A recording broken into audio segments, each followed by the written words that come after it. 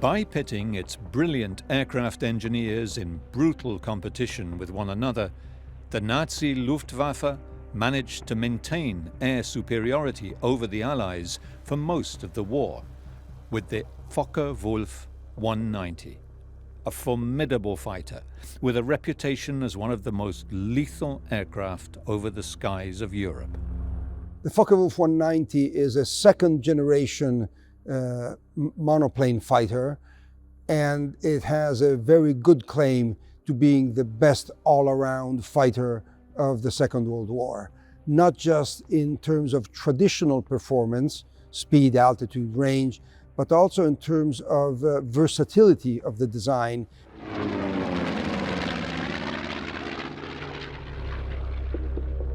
Why did the 190 stand out?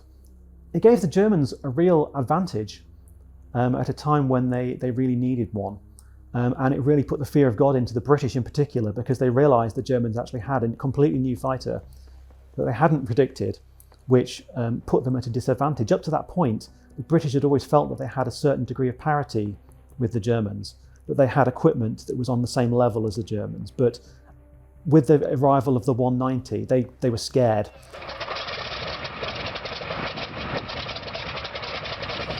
What looked early on to be an engineering disaster eventually was tested and tweaked enough to become a technological marvel.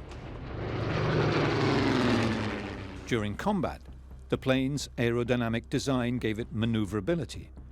Its innovative BMW 801 radial engine gave it speed, and its ability to carry impressive firepower made it particularly dangerous.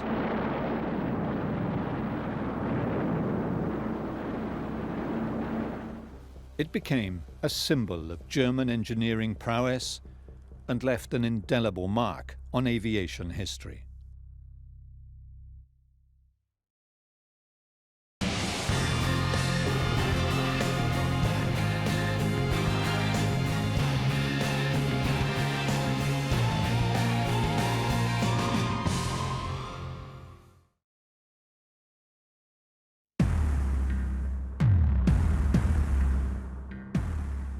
The Focke-Wulf 190 was a robust, heavily armed and technologically advanced Luftwaffe fighter, ordered into production as a backup to the Bf 109 lightweight fighter. The Messerschmitt fighters already in production were powered by the liquid-cooled Daimler-Benz 601 engine, which was in short supply.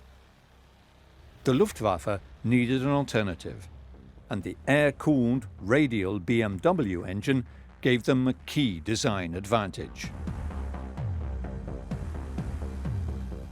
Later in the war, several other variants were developed, including this more powerfully armed version, the Focke-Wulf 190D, known as Dora. It mounted a powerful liquid-cooled inline Umo 213 engine. Dan Sharp, aviation historian and author, has studied every detail of the Focke-Wulf 190 and researched the mastermind behind the design, Kurt Tank.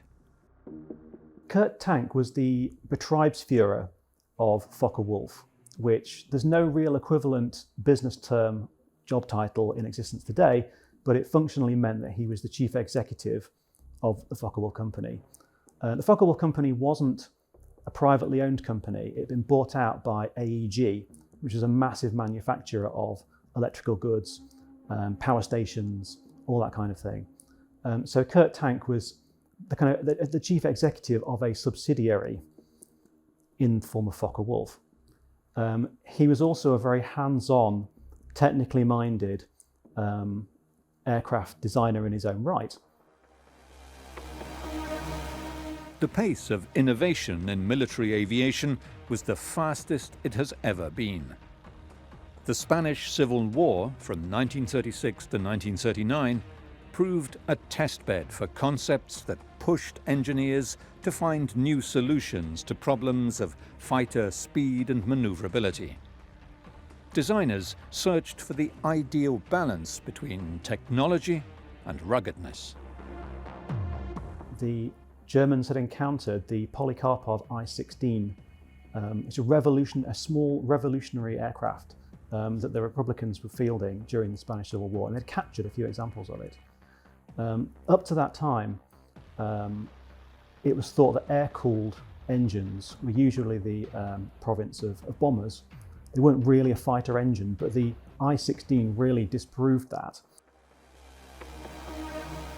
The Spanish Civil War was a harbinger of what was to come, and the Luftwaffe wanted to be ready for conflict. The rival high-tech plane designers were eager to prove their worth, but there was an outsider they had not bargained for. In early 1938, they issued a new requirement for what they call a Lichterjäger, the light fighter, and there were three contenders for that requirement. Messerschmitt put forward the Me-209, which is a very small aircraft, very powerful engine, but also evaporative cooling system. One of the things that really held the 109 back was its radiators. All these protrusions on the underside of the aircraft were very drag-inducing. So the 209 didn't have that problem because the evaporative cooling was a sealed system, so there was no need for protrusions. Heinkel put forward the HE-100, which similarly had an evaporative cooling system. Focke-Wulf put forward what became the Focke-Wulf 190. Rather than using an evaporative cooling system, that had an air-cooled engine like the I-16. When the first prototype took to the skies for the German Luftwaffe in June 1939, it left much to be desired.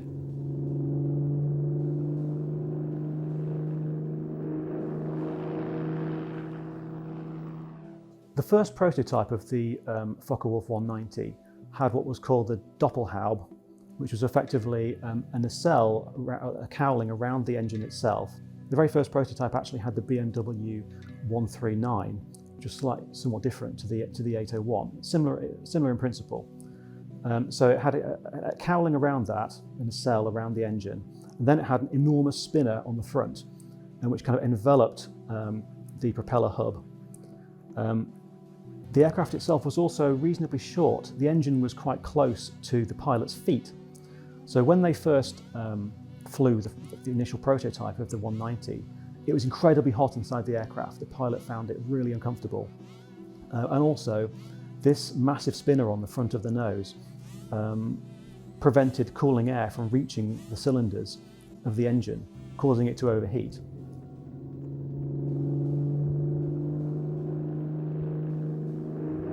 Engineers went back to the drawing board. In the second prototype, a unique cooling system was developed. In developing into the second prototype and onwards, they developed a new cowling without that massive spinner on the front. It just had a regular spinner over the propeller hub.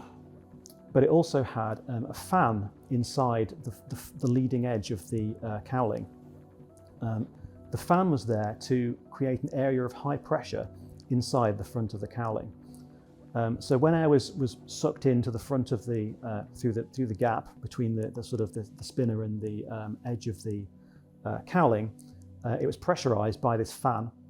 There was also a small gap between an armored plate on the front of the cowling and the oil cooler. It had a sort of radial oil cooler behind this armored plate. So effectively a round-shaped oil cooler.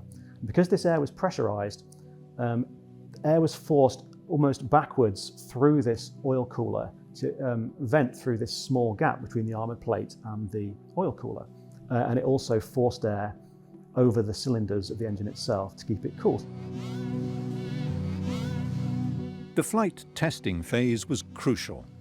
Pilots pushed the second prototype to its limits, assessing its performance and handling characteristics, refining its design in the process. Horst Reinecke is an aviation historian specialized in the Focke-Wulf 190 and a guide at the Hanover Museum of Flight. Erst mit der V5. The BMW 801 was only introduced with the V5. But this requires, or required, an overall redesign of the fuselage because the engine was around 50 centimeters longer. So the airframe had to be reworked. This resulted in a slightly larger distance in front of the cockpit, and this was used to install the 190's armament ammo belt boxes. This brought several advantages.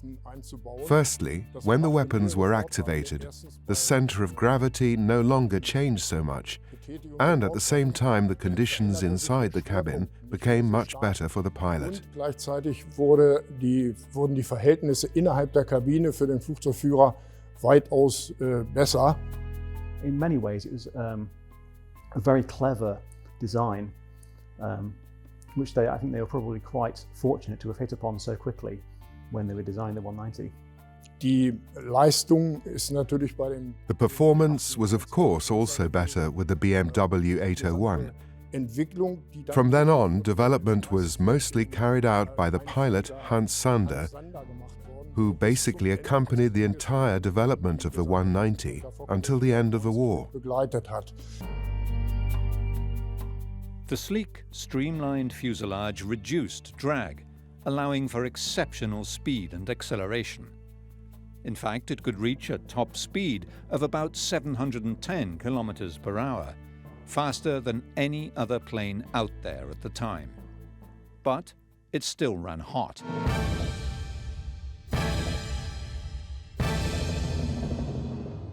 The design group of engineers kept troubleshooting. Die weitere Probleme, die es im Grunde genommen mit Überhitzung gegeben hat. The other problems, basically with overheating, were then very minor. Of course, with an engine with 14 cylinders in 2 rows, there are always problems with the rear cylinders having proper cooling. Because of the fan placed in front of the motor, which has a large number of fan blades, and there are 12 and 14 of them, this problem basically no longer occurred, so it no longer happened. Hat sich dieses Problem aber dann im Grunde genommen nicht mehr stattgefunden.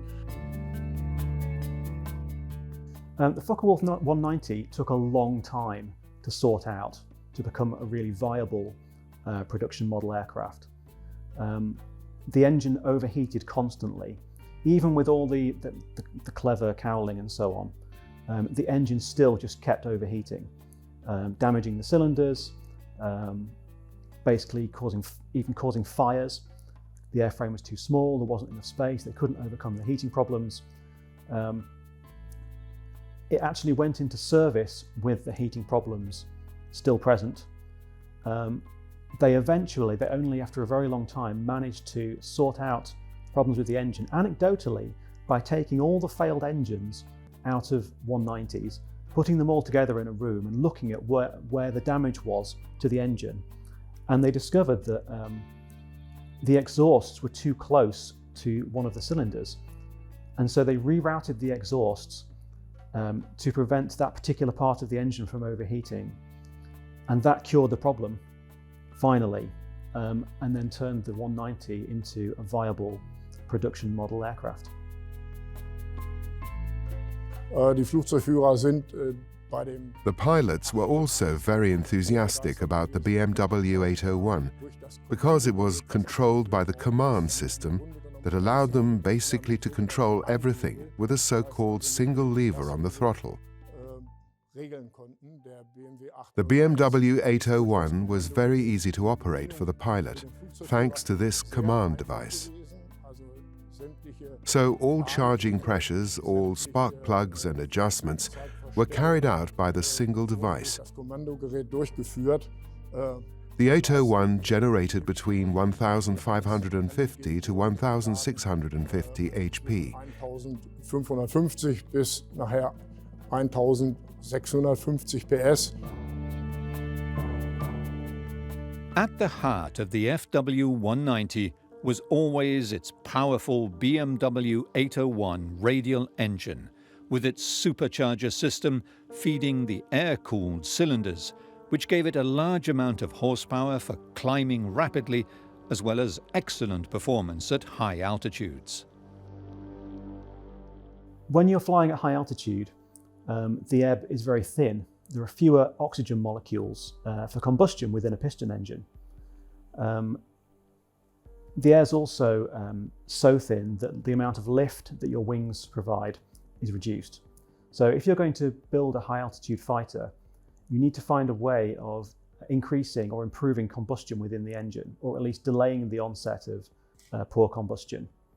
So one of the ways you can do that is by providing an exhaust gas turbocharger. So the way that works is exhaust gases from the piston engine are then fed back. Usually the engine is at the front and the turbocharger or the intercooler will be towards the rear. Exhaust gases from the engine are fed back to that turbocharger or intercooler. They're then compressed so that air density is restored, and then that air is fed back into the engine, which improves combustion and allows the aircraft to continue performing at high altitude. Gregory Alleghi is a historian at Rome's Luis University and a specialist in aviation. Piston engines work by compressing air inside the cylinder with a drop of fuel, which eventually under pressure detonates and pushes back the piston, and eventually that turns the crankshaft. Here, so we have basically two components. One is fuel and the other is air. But while fuel remains the same throughout the flight at all altitudes, air becomes less dense and therefore contributes less to this explosion. So what you need to do is to supercharge the engine to compress, to get more compression in it to get the same power. Die technischen Daten der Focke-Wulf 190. The technical data of the 190 is a wingspan of 10 meters 50. The length differs between the individual versions of the 190 series. The outstanding possibilities of the 190 arise from the wide undercarriage.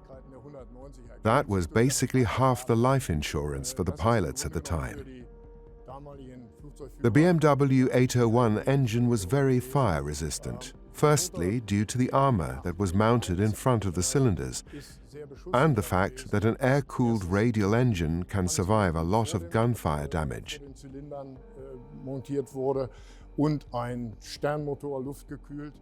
I spoke to 54 pilots who said that they actually didn't notice that one or two cylinders had failed due to combat damage. That basically had little effect. Ausgefallen waren durch Beschussschäden, das hat sich im Grunde genommen kaum ausgewirkt. The FW-190 first saw action in August 1941, as the Battle of Britain was drawing to a close and Hitler was planning to invade Russia. Heavily armed, fast and maneuverable, and with excellent landing gear, the FW-190A became the most fearsome opponent of the RAF's Spitfires in the skies over France.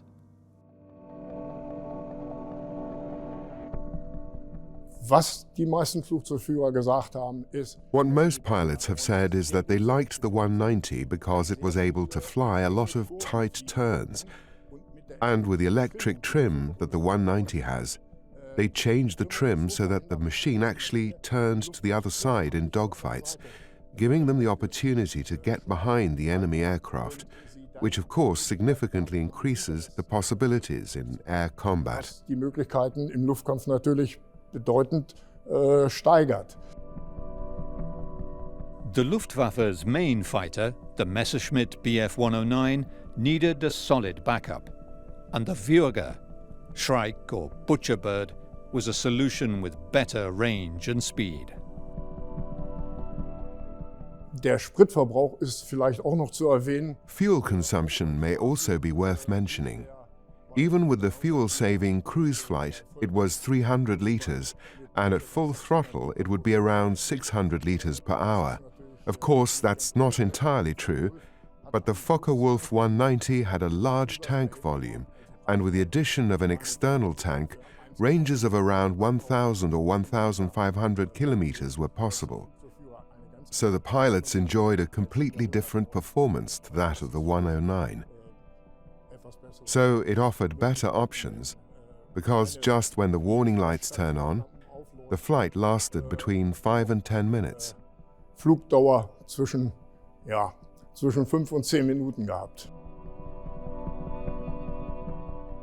Pilots reported that the FW-190 was a smoother flight than the Bf-109.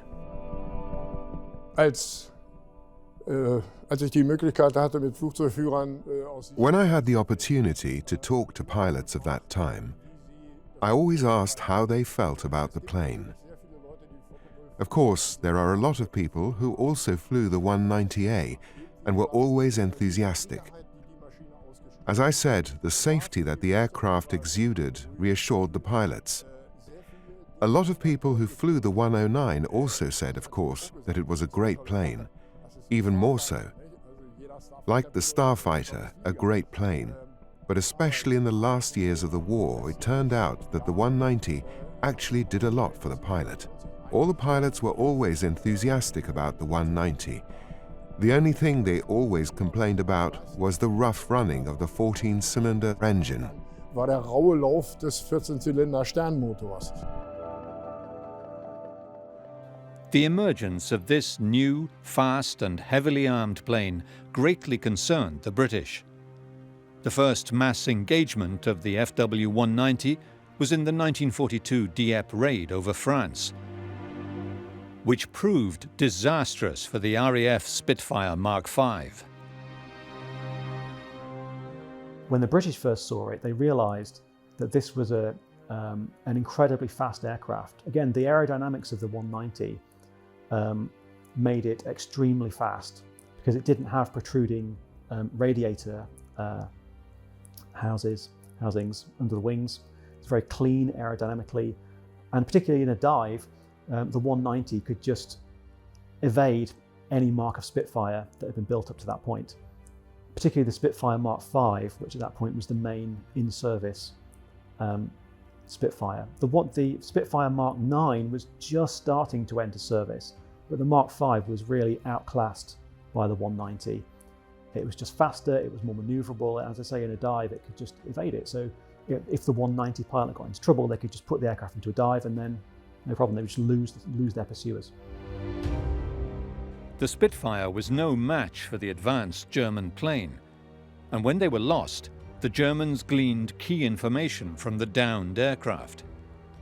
The British were also rapidly making design changes to improve performance and would upgrade the Merlin engine to give it better performance at lower altitude. The BMW 801 engine came to be loved by the pilots for many reasons. The 14-cylinder radial engine had many unexpected advantages over the inline, liquid-cooled Daimler-Benz engines in the Messerschmitt fighters.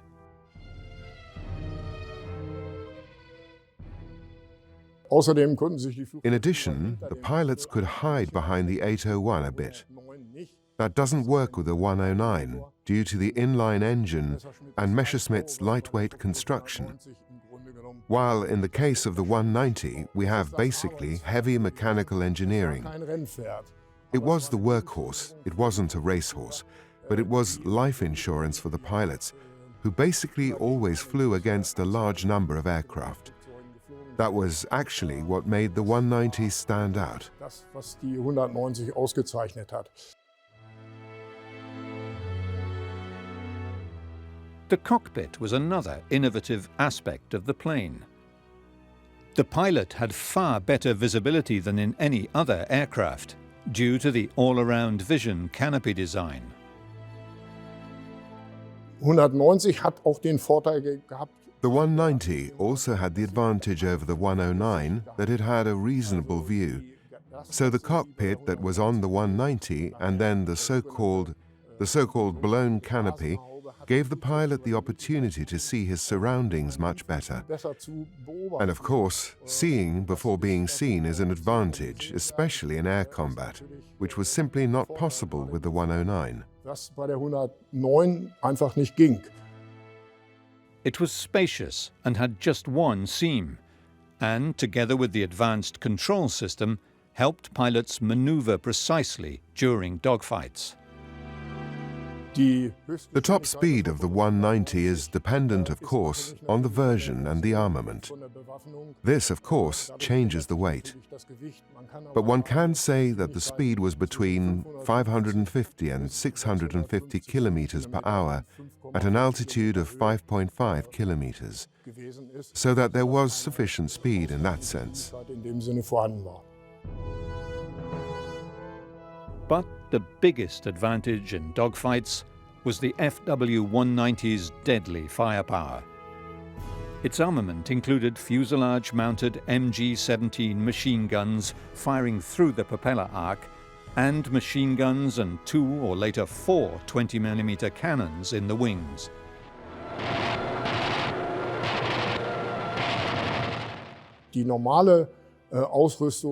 The normal equipment for the normal pilot basically includes the 4 cannons in the wings and 2 above the engine.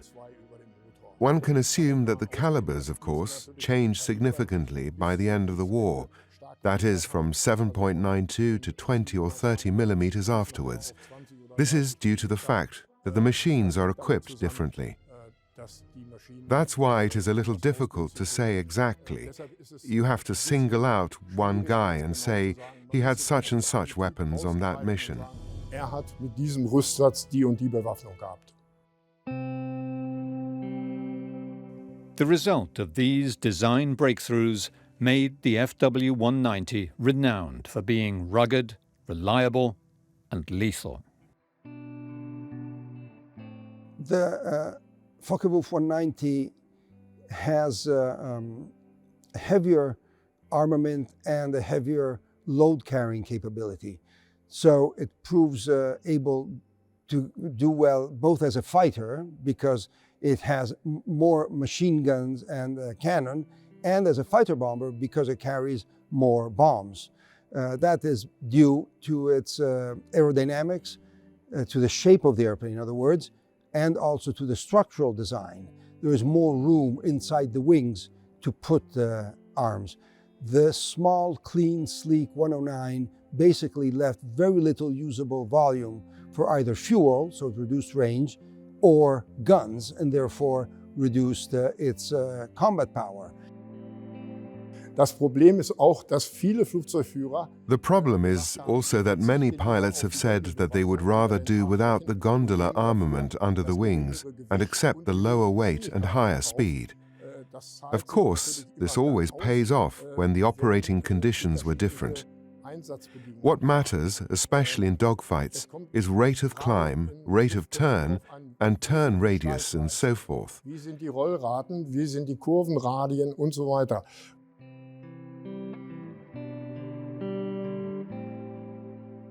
What was particularly interesting about Dieppe was that among the Spitfires that were shot down, the Germans found an intact example of a Spitfire with a pressure cabin. And that really confirmed to the Germans that they were on the right track in building fighters that had pressure cabins. So almost every German fighter from that point on was specified to have a pressure cabin, even though it wasn't necessarily needed. Die Flugzeugführer in der Focke-Wulf 190. The pilots in the 190 wore a completely different type of parachute compared to the Messerschmitt 109.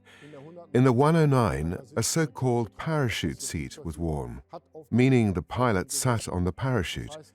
That is, you go down like this. On the 190, you have a back parachute, and as you can see, it adheres to the pilot. This means that when leaving the machine, it is far easier to get out with a back parachute than with a seat parachute. Rückenfallschirm auszusteigen als mit einem Sitzfallschirm.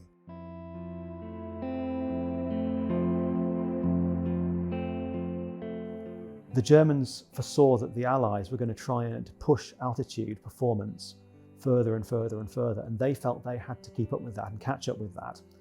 So they continued to put massive resources into developing high altitude aircraft, both bombers and fighters, that perhaps had they not found that one Spitfire with the pressure cabin, they might not have done. Wichtig war es für sie, eben auch heile wieder nach Hause. It was important for them to get home.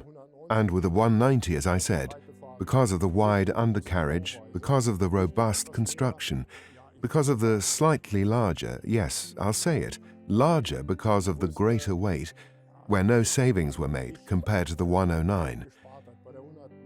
With the 109, it was pure lightweight construction, whereas the 190 is basically, as they say, heavy mechanical engineering.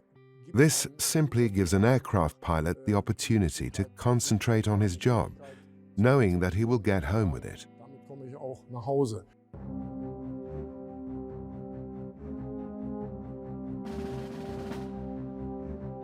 By 1943, the Allied Army's heavy bombers caused headaches for the German fighter force, however. The B-17G Flying Fortress was especially well protected, and the Germans were outgunned. American B-17s had begun seriously damaging Germany's industrial heartland by the summer of 1943. Despite constant attacks by FW-190s, which could not be underestimated. In these raids over Schweinfurt, the bombers were under constant attack. Also von der Focke-Wulf 190. As far as the 190 goes, counting all versions from the A to the tank TA-152, around 15,000 aircraft were built. Here in the area for the Focke-Wulf 190A, that number was around 13,000. That's a large number that were built in various factories. Die in verschiedenen Werken gebaut wurden, zum Beispiel For example, in Oschersleben, partly in Kassel, partly in Bremen and in Wismar. und in Wismar. There were works everywhere, in Cottbus. That's why there's a lot of different equipment and options. Ausrüstungsmöglichkeiten. The Allies began training their pilots to recognize the FW-190 by its circular front profile and stubby wings with dihedral. In this RAF training film, crews are warned just how important it was to be able to identify an FW-190 in the sky.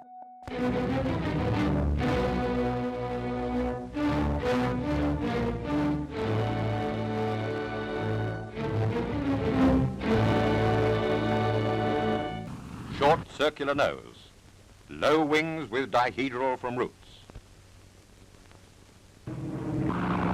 Straight tapered wings with blunt tips, narrow rectangular tailplane. She's the Focke-Wulf 190, but never let a 190 get away. If you can't pick out the Focke-Wulf right through this action, your recognition's at fault, and you must see this film again.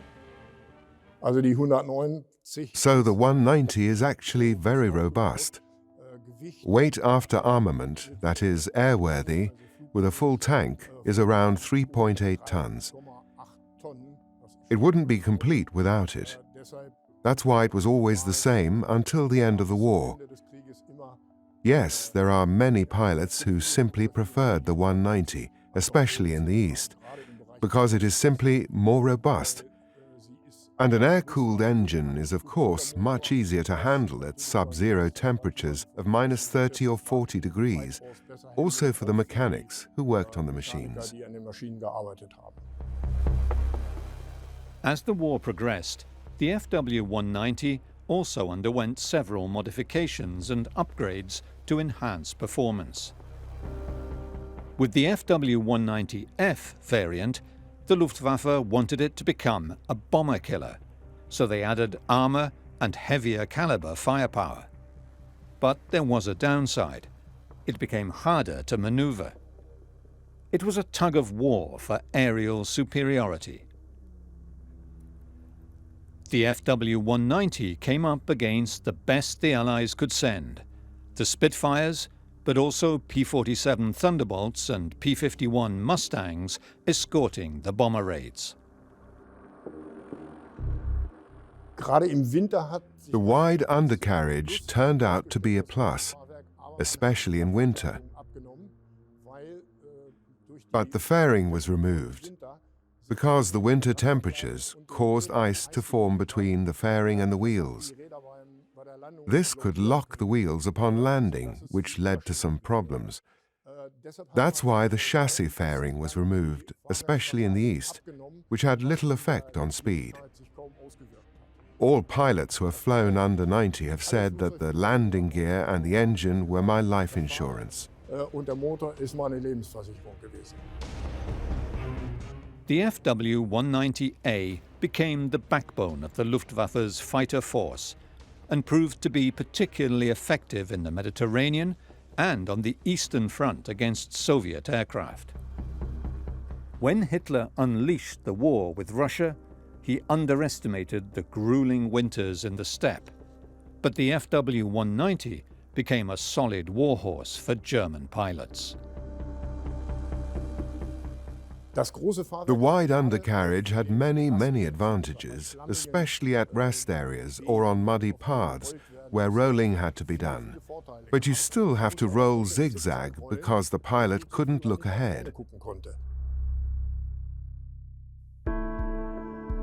One of the biggest airplane manufacturing plants in the world is here, the Boeing factory in Everett, Washington. Just around the corner is the Flying Heritage and Combat Armor Museum, home to one of only 2 fully restored and still flying FW-190s still in existence. It even has its original engine. But how did it end up here?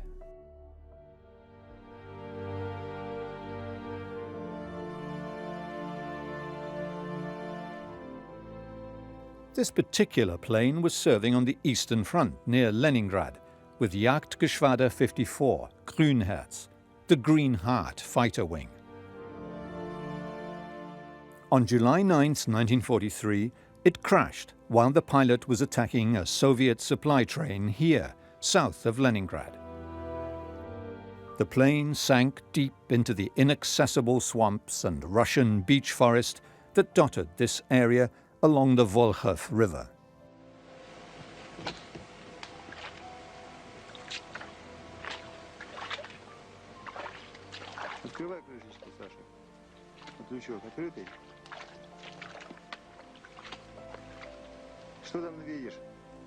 The amazingly intact plane was found by a hunter in the late 1980s. British warbird hunters extricated it in 1989, and 10 years later it was acquired by Paul G. Allen, co-founder of Microsoft. Allen was the son of a World War II pilot and an aviation enthusiast who began using his tech wealth in the late 1990s to assemble the collection now known as the Flying Heritage and Combat Armor Museum, FHCAM, at Payne Field, near Seattle. In 2010, its restoration was complete, and the museum's test pilots ran the first engine check. It appeared ready to fly. All systems go. Warbird test pilot Steve Hinton bravely lifted into the skies for a 20-minute maiden flight to test all major systems.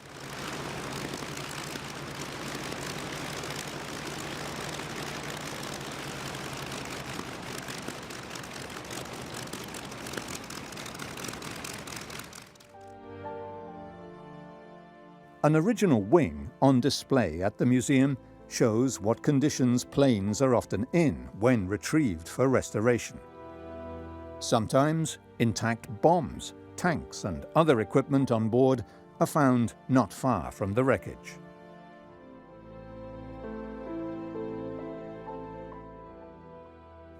The museum also has this FW-190D, or Dora, with a stretched fuselage and UMO 213 inline liquid-cooled engine. It was this plane that eventually pitted 2 brilliant German engineers in direct competition. Willy Messerschmitt, who was pushing his 309 plane, against Kurt Tank, who was designing for Focke-Wulf.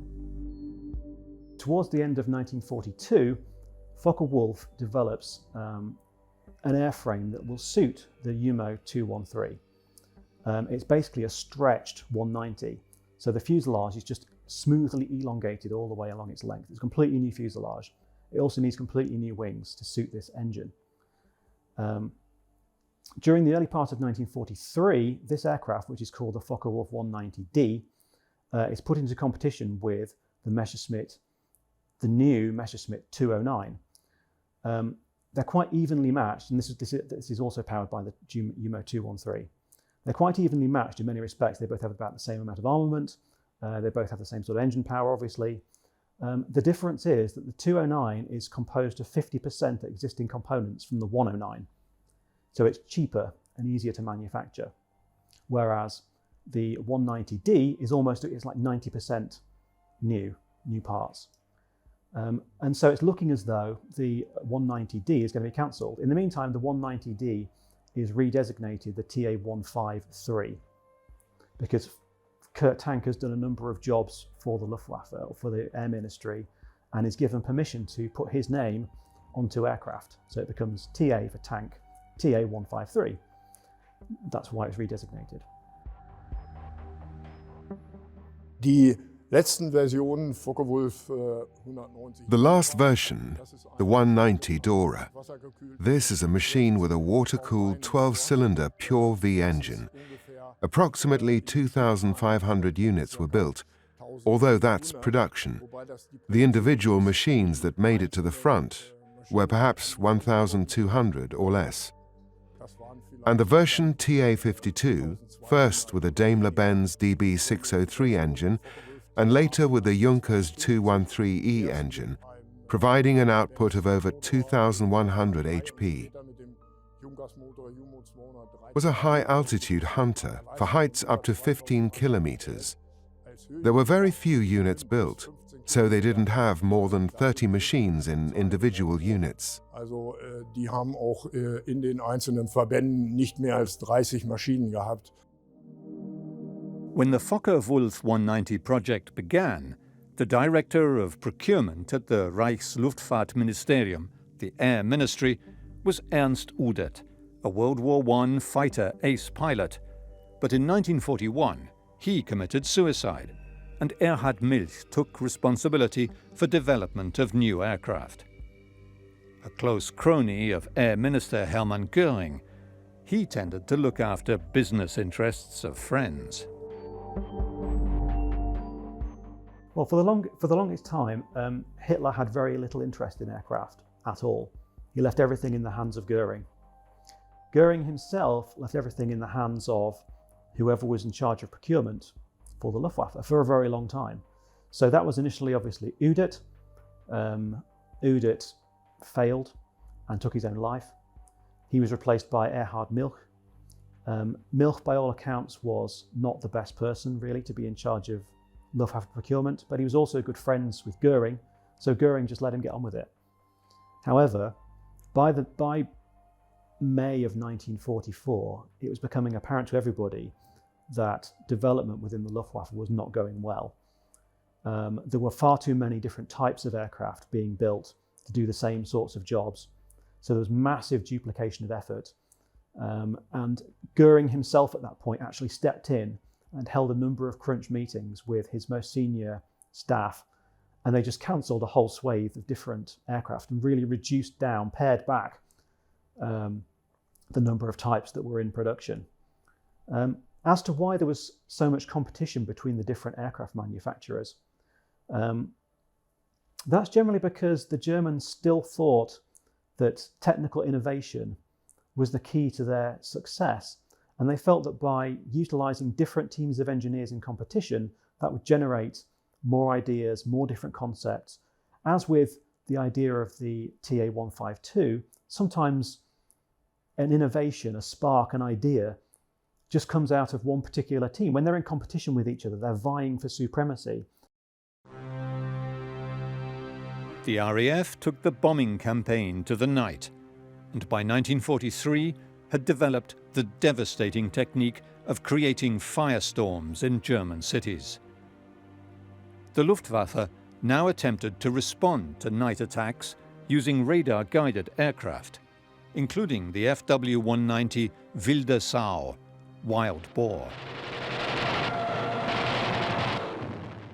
The idea was that you would, at dusk, climb aboard your Focke-Wulf 190A, take off into the darkness, effectively, and then patrol over the area where the bombers were expected to arrive, night bombers, usually the RAF, and then searchlights would pick out your targets for you, since you yourself would have no means of really spotting them in the darkness. You'd then fly towards targets that had been picked up by searchlights, attack them, shoot them down, and then hopefully fly back to your airfield and land. The idea was that the airfield lights would be off because they didn't want to attract the attention of the bombers. However, the pilot of the 190 would fire a flare, a particular coloured flare, at which point the airfield lights would then be switched on and the fighter could then land.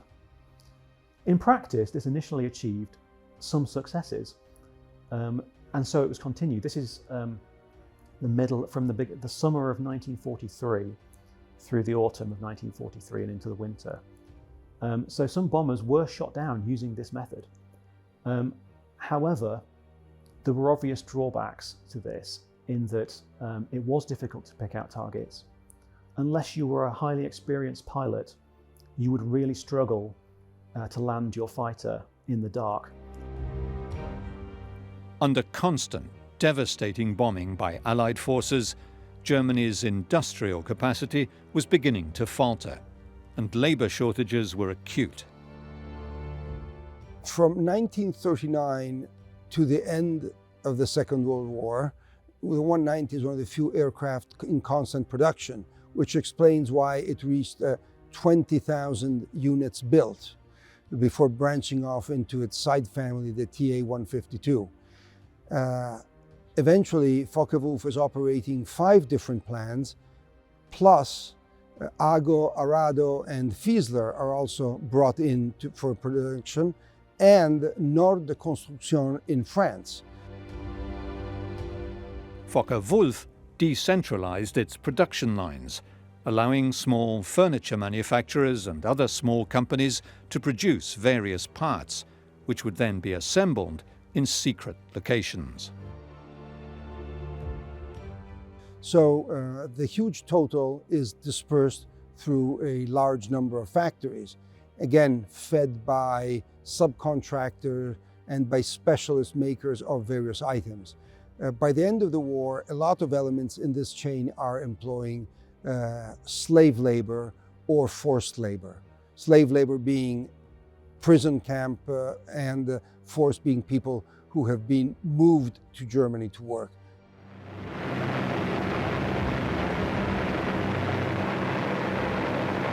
Repeated bombing of Bremen pushed the Luftwaffe to move its mass production plants to the east, where foreign and forced labourers were used.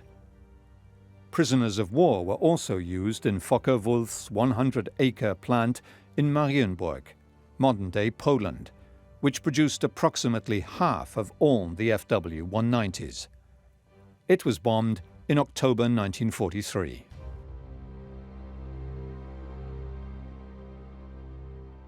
As the Allies closed in on Germany, with troops moving north in Italy and westward from Russia, Nazi Germany continued to design new wonder weapons in the hopes they could turn the tide of war. German aircraft were being captured by the Allies, and the innovations carefully studied.